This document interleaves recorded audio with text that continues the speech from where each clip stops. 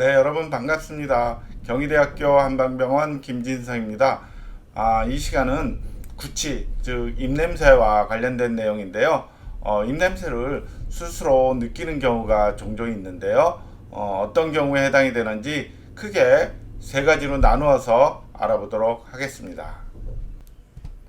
구취는 구강 및 관련된 부위에서 발생되어서 입이나 또 코를 통해 배출되는 불쾌한 냄새입니다.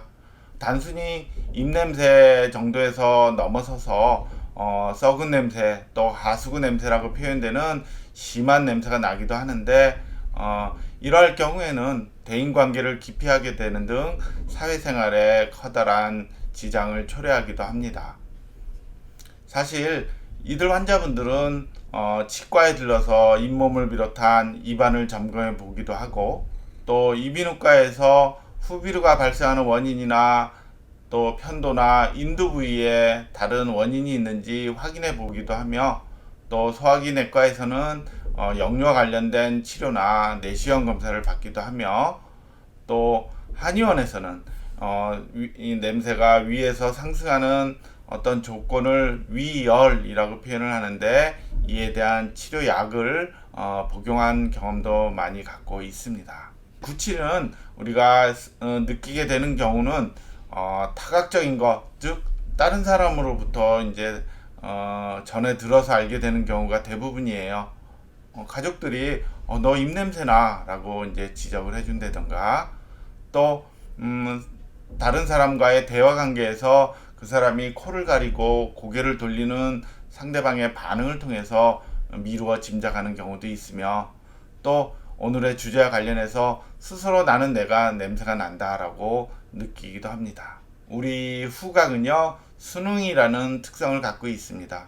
일정한 냄새가 지속적으로 날 경우에는 그 냄새에 적응이 돼서 이 냄새를 알아차리지 못한다는 뜻이에요.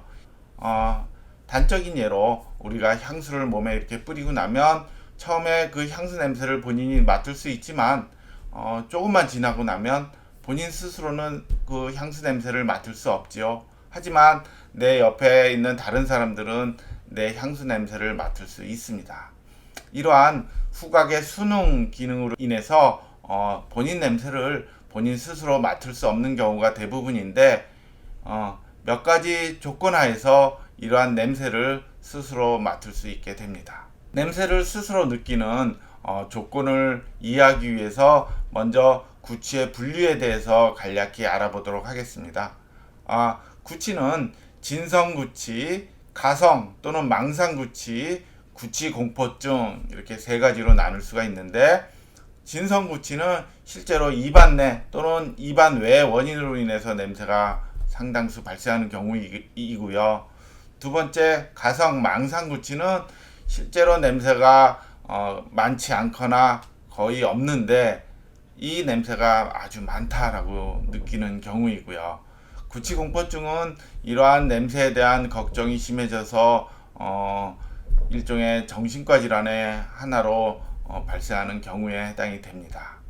그럼 비강, 즉 코 속의 구조와 또 냄새를 맡는 경로에 대해서 알아보도록 하겠습니다. 공기 중에 냄새 물질이 포함이 되어 있으면 우리 코를 통해서 들어오게 되겠죠.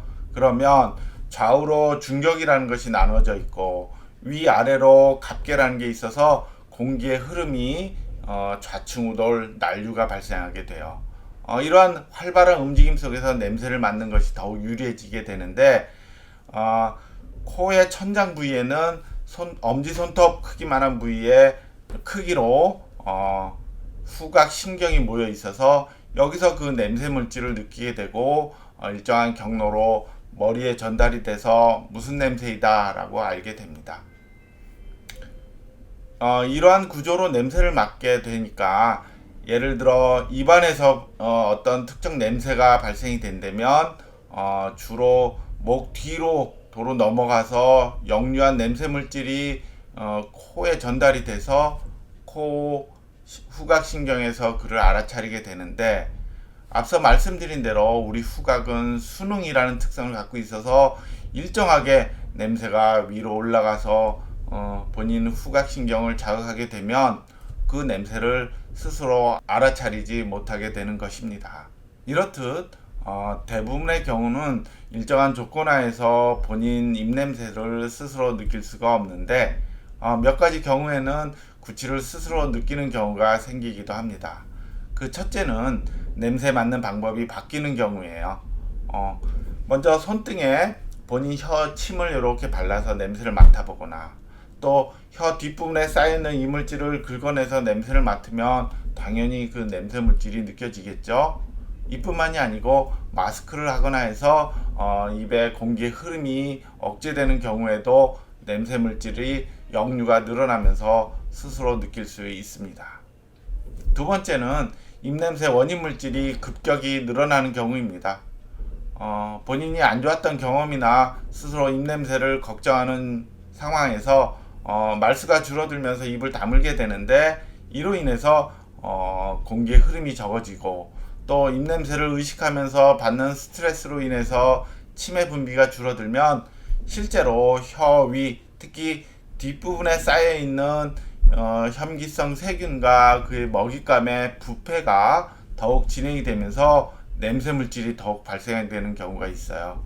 이 경우 말은 안 할 수 있어도 숨을 쉬어야 되니까 그 냄새 물질이 역류로 인해서 코 속에 올라오는 냄새가 더욱 많아지면서 실제로 냄새를 느낄 수 있게 됩니다. 마지막으로 셋째 경우는 가성구취의 경우인데요. 앞서 제가 구취에 분류해서 가성구취, 망상구취라고 표현을 했는데 이들 환자분들의 경우는 입냄새를 지나치게 의식하고 걱정하는 마음이 크게 돼서 입에 마른 느낌, 텁텁한 느낌, 또 끈적거림, 심지어 목에 이물감 등이 발생이 되면 스스로 냄새가 난다고 판단하는 경우입니다. 이 경우 저희 연구에서는 기울이라는 한의학적인 진단 유형이 관련성이 아주 높게 나타났는데요. 결국 이러한 상태는 지나친 염려와 같은 스트레스가 주요한 원인으로 작용하게 되므로 이를 해결하는 것이 매우 중요한 상황이다 라고 볼 수가 있습니다. 이것으로 구취를 스스로 느끼는 세 가지 경우에 대해서 알아보았습니다. 감사합니다.